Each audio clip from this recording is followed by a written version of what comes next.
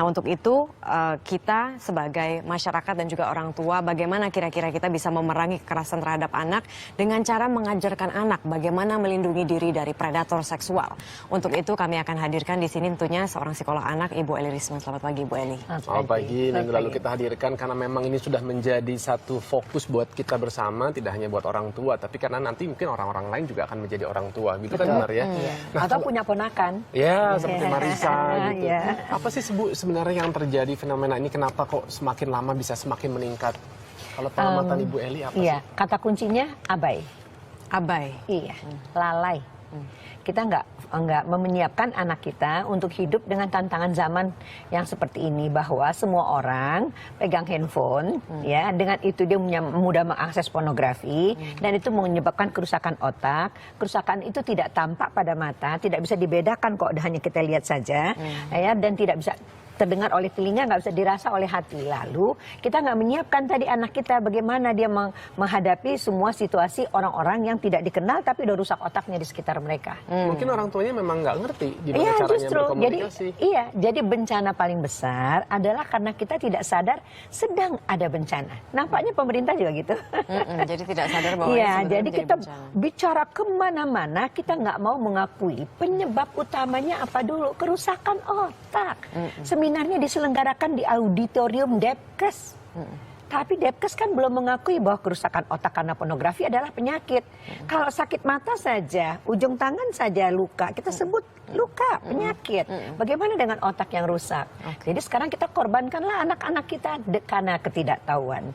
Jadi sekarang kita bekerja sama bagaimana melindungi anak kita dulu, memberikan pengertian pada orang tua, gitu, bahwa anak-anak kita perlu sekali mendapatkan pemahaman bagaimana dia mengenali tubuhnya, mengenali dirinya, dan menjaga dirinya. Berarti cara mengajarkannya yang paling pertama, paling mendasar apa, Ibu Eli? Ya, pertama sekali ya, anak-anak memerlukan perhatian dan kasih sayang. Ya, karena gitu, pelaku ini biasanya orang terdekat. Ya, dengan dua cara. Kalau tidak membujuk, mengancam. Tadi disebutkan Emon ya, Ibu mengirimkan tim kami 20 orang ke sana pada saat Emon. Nah, waktu Emon ditangkap itu anak-anak sedih. Karena Emon adalah pemberi kasih sayang. Emon temenin main layangan, Emon bikin PR, Emon main, Emon jajan sama-sama, Emon semuanya. Jadi dapat kasih sayang mereka dari Emon, sehingga mudah terbujuk. Iya, jadi mengisi relung jiwanya dulu kan ya, dengan kasih sayang. Kemudian agama nggak bisa enggak. Kan, menahan pandangan, jaga kemaluan, harus bersikap baik, menjaga diri gitu ya. Yang ketiga adalah kemampuan berpikir kritis. Kemampuan berpikir kritis, iya. Ini kenapa ya? Kenapa orang ini mau dekat sama aku ya? Dia mau ngapain ya? Gitu. Itu dengan menggunakan banyak sekali kalimat bertanya. Menjelaskan kalimat bertanya, menjelaskan kalimat bertanya. Tapi dengan basic ini tadi ya, attachment ya, kelengketan ya. Kasih sayang nomor satu. Iya, tapi kok dari mana anak dapat kasih sayang kalau kita subkontrakkan terus dia ke tangan orang lain? Ke neni atau ke siapapun. Kakek nenek ya.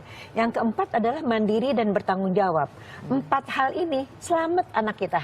Mandiri. Tapi 4 hal ini sebetulnya justru yang jarang dilakukan. Tercecer, abai, lalai. Kalau misalnya berpikir kritis itu seperti apa ya, Bu ya? Misalnya yang secara mungkin kita bisa praktekkan juga gitu. Boleh. Orang tua tuh bisa ngajarin anak seperti apa? Mungkin saya dan Adrian jadi anak lah ya. Untuk hari ini. Jadi gini ya sayang. Jadi pertama mama mau bilang, Adrian laki-laki, kamu perempuan. Diciptakan Allah berbeda. Karena nanti laki-laki jadi ayah, anak perempuan jadi ibu. Jadi ibu menyusui, jadi ibu punya payudara yang besar, ya. Tubuhnya berbeda, otaknya juga beda otaknya. Gitu. Nanti kita ceritakan lebih detail ya, karena kita sekarang akan ke arah kejahatan seksual. Jadi setelah kita ajarkan tubuhnya berbeda, berkali-kali kita ajarkan tubuhnya berbeda, lalu kita bilang, kamu nak berdua sangat berharga buat ayah sama mama. Ayah sama mama tidak mau kamu disentuh oleh sembarangan orang. Oke sayang, jadi ada 3 jenis sentuhan. Sentuhan pertama adalah sentuhan baik. Sentuhan kedua, sentuhan yang bingung, bikin kamu bingung. Sentuhan ketiga adalah sentuhan buruk. Ada 3B. Sentuhan apa sayang? Baik, Aha. bingung, buruk. Iya, sekarang ya kita praktek boleh? Boleh. Oke, sama Marisa aja? Boleh, boleh, Oke, Ibu. boleh. Oke, depan sini jadi ya, Bu, ya. iya. Maaf ya Pak.